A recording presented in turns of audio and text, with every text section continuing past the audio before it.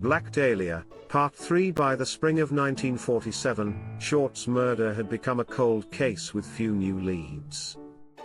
Finis Brown, one of the lead detectives on the case, blamed the press for compromising the investigation through journalists' probing of details and unverified reporting. In September 1949, a grand jury convened to discuss inadequacies in the LAPD's homicide unit based on their failure to solve numerous murders, especially those of women and children. In the aftermath of the grand jury, further investigation was done on Short's past, with detectives tracing her movement between Massachusetts, California, and Florida, and also interviewed people who knew Short in Texas and New Orleans. However, the interviews yielded unuseful information in the murder. Suspects and confession. The notoriety of Short's murder has spurred a larger number of confessions over the years, many of which have been deemed false. During the initial investigation, police received a total of 60 confessions, most of whom had not even been born at the time of her death. John, an LAPD detective who worked the case until his retirement, stated, "It is amazing how many people offer up a relative as the killer." In 2003, Ralph, one of the original detectives on the case, told The Times that he believed he had interviewed Short's killer, a man who had been seen with the sedan parked near the crime scene in the early morning hours of January 15, 1947. A neighbor driving by that day stopped to dispose of a bag of lawn clippings in the lot when she saw a parked sedan, allegedly with its right rear door open. The driver of the sedan was standing in the lot. His arrival apparently startled the owner of the sedan, who approached his car and peered in the window before returning to the sedan and driving away. The owner of sedan was followed to a local restaurant where he worked, but was ultimately cleared of suspicion. Suspects remaining under discussion by various authors and experts include a doctor named Walter, proposed by former Times copy editor Larry and more. Although he was never formally charged in the crime, George came to wider attention after his death when he was accused by his son, LAPD homicide detective Steve, of killing Short and committing several additional murders. Prior to the Dahlia case, George was suspected, but not charged, in the death of his secretary, Ruth, and was accused of raping his own daughter, Tamar, but acquitted. Hodel fled the country several times and lived in the Philippines between 1950 and 1990. Additionally, Steve has cited his father's training as a surgeon and circumstantial evidence. In 2003, it was revealed in notes from the 1949 grand jury report that investigators had wiretapped George's home and obtained recorded conversation of him with an unidentified visitor, saying, "Supposin' I did kill Black Dahlia. They couldn't prove it now. They can't talk to my secretary because she's dead. They thought there was something fishy. Anyway, now they may have figured it out. Killed her. Maybe I did kill my secretary." On 1991, Janice, who aged 10 at the time of Short's murder, claimed that she witnessed her father, George, bear Short to death with a claw hammer in the detached garage of her family's home in Westminster.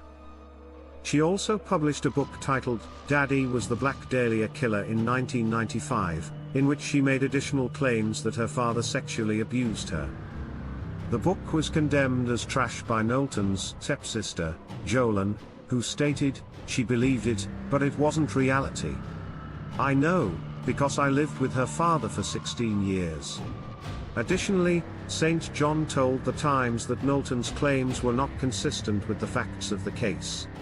The 2017 book Black Dahlia, Red Rose by Pew Eatwell focused on Leslie Dillon, a bellhop who was a former mortician's assistant, his associates Mark Hansen and Jeff Connors, and Sergeant Finis Brown, a lead detective who had links to Hansen, and was allegedly corrupt.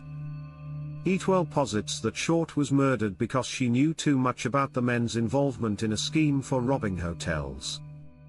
She further suggests that Short was killed at the Astor Motel in Los Angeles, where the owners reported finding one of their rooms covered in blood and fecal matter on the morning Short's body was found. The Examiner stated in 1949 that LAPD Chief William D. denied that the Astor Motel had anything to do with the case, although its rival newspaper, the Los Angeles Herald, claimed that the murder took place there. In 2000, Buzz, a retired detective with the Long Beach Police Department, wrote an article for the LBPD newsletter The Rap Sheet on Shaw's murder. His father, Richard, was a member of the LAPD's gangster squad investigating the case. Richard's father reportedly believed that Dylan was the killer, and that when Dylan returned to his home state of Oklahoma, he was able to avoid extradition to California because his ex-wife Georgia was second cousins with Illinois Governor Adlai Stevenson II, who contacted the governor of Oklahoma on Dylan's behalf.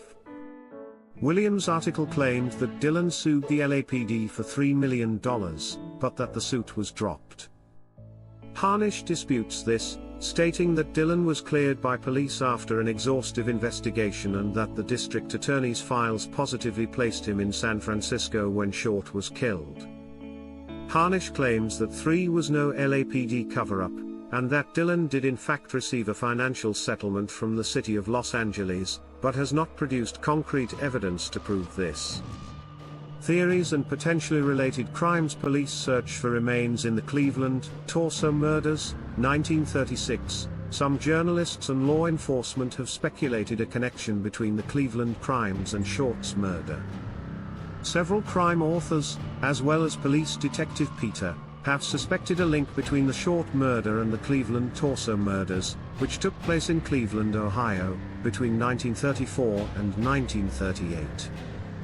As part of their investigation into other murders that took place before and after the Short killing, the original LAPD investigators studied the torso murders in 1947 but later discounted any connection between the two cases. In 1980, new evidence implicating a former torso murder suspect, Jack Anderson, was investigated by St. John in relation to Short's murder. He claimed he was close to arresting Wilson in Short's murder, but that Wilson died in a fire on February 4, 1982.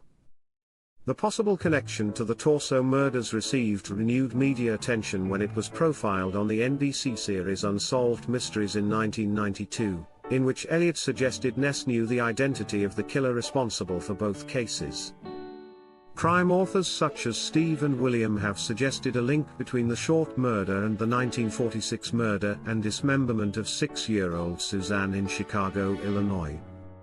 Captain Donahoe of the LAPD stated publicly that he believed the Black Dahlia and the lipstick murders in Chicago was likely connected.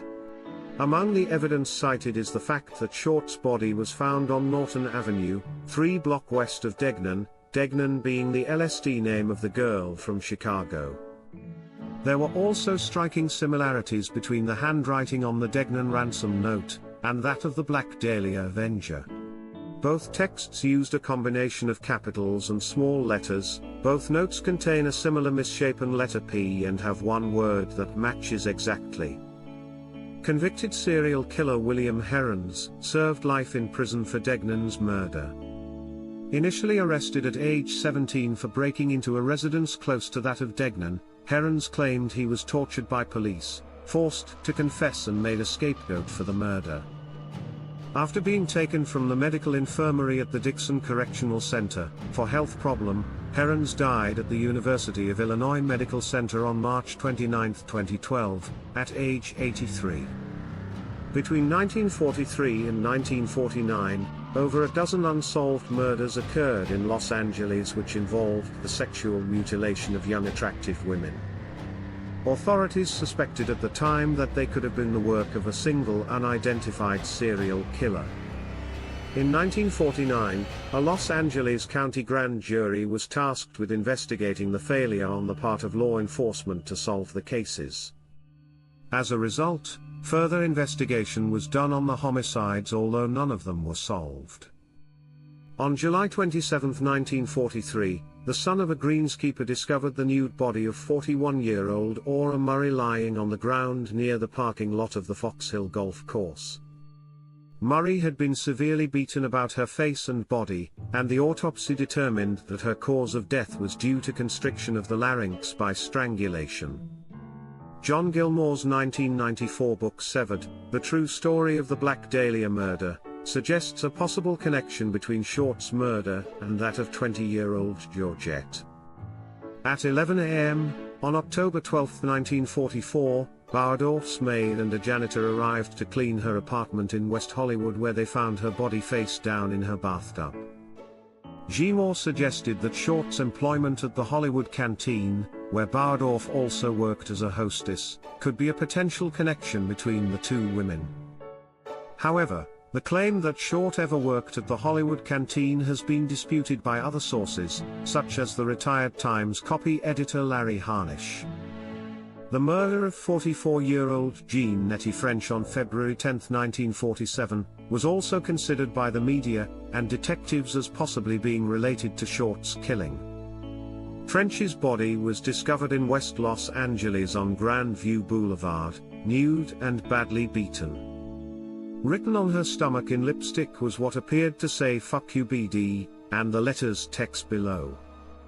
The Herald Express covered the story heavily and drew comparison to the Short murder less than a month prior, surmising the initials BD stood for Black Dahlia.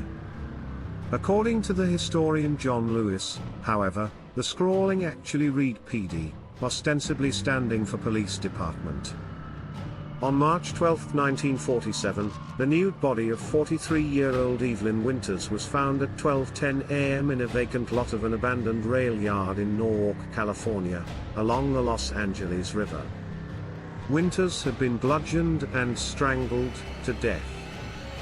She was last seen by a male acquaintance, James Joseph, who stated to authorities that he saw her leave the Albany Hotel in Los Angeles at 8 p.m. on July 8, 1947. The naked body of Rosenda Josephine Mondragon, aged 21, was discovered by a postal clerk in a gutter near Los Angeles City Hall. On the evening of October 2, 1947, Lillian Dominguez, aged 15, was walking home with her sister and a friend in Santa Monica, when a man approached to stab Dominguez in the heart with a stiletto blade, between her second and third ribs. 1 week later, on October 9th, a knot on the back of a business card was left under the door of a furniture store. The message was written in pencil and read, "I killed the Santa Monica girl, I will kill others." Cosmetologist Louise Margaret Springer, age 35, was found murdered on June 13, 1949, in the backseat of her husband's convertible sedan alongside a street in south central Los Angeles. On the evening of October 7, 1949, 26-year-old Jean Spangler left home in Los Angeles, telling her sister-in-law that she was going to meet her ex-husband before going to work as an extra on a film set.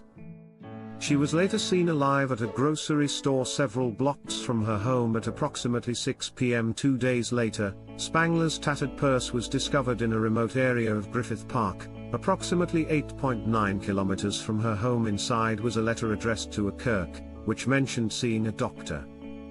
Police also interviewed several persons found listed in Hanson's address book, including Martin Lewis, who had been an acquaintance of Short's. A total of 750 investigators from LAPD and other departments worked on the Short's case during its initial stages, including 400 sheriff's deputies and 250 California State Patrol officers.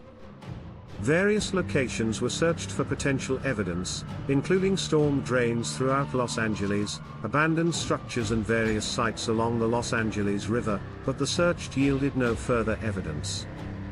Los Angeles City Councilman Davis posted a $10,000 reward for information leading police to Short's killer. After the announcement of the reward, various persons came forward with confessions, most of which police dismissed as false. Several of the false confessors were charged with obstruction of justice. On January 26, another letter received by the Examiner, this time handwritten, which read, "Here it is. Turning in Wednesday, January 29, 10 a.m. Had a fun at Bliss, Black Dahlia Avenger." The letter also named a location at which the supposed killer would turn himself in. Police waited at the location on the morning of January 29, but the alleged killer did not appear. Instead, at 1 p.m., the Examiner offices received another cut-and-pasted letter which read, "Have changed my mind. You would not give me a square deal. Dahlia killings was justified. The graph nature of the murder and the subsequent letters received by the examiner had resulted in a media circus surrounding Short's murder. Both local and national publication heavily covered the story, many of which reprinted sensationalistic reports suggesting that Shorts had been tortured for hours prior to her death. The information, however, was false, yet police allowed the reports to circulate, so as to conceal Short's true cause of death, cerebral hemorrhage, from the public. Further reports about Short's personal life was publicized, including details about her alleged declining of Hanson's sexual advances. Additionally, a stripper who was an acquaintance of Short's told police that she liked to get guys worked up over her, but she'd leave them hanging dry. This leads some reporters and detectives to look into the possibility that Short was a lesbian, and claim, however, remained unsubstantiated. The Herald Express also received several letters from the purported killer, again made with cut-and-pasted clipping, one of which read, "I will give up on Dahlia killing if I get 10 years. Don't try to find me." On February 1, the Los Angeles Daily News reported that the case had run into a stone wall, with no new leads for investigators to pursue. The Examiner continued to run stories on the murder and the investigation, which was front-page news for 35 days following the discovery of the body. When interviewed, lead investigator Captain Jack told the press that he believed Short's murder had taken place in a remote building or shack on the outskirts of Los Angeles, and that her body transported to the location where it was disposed of.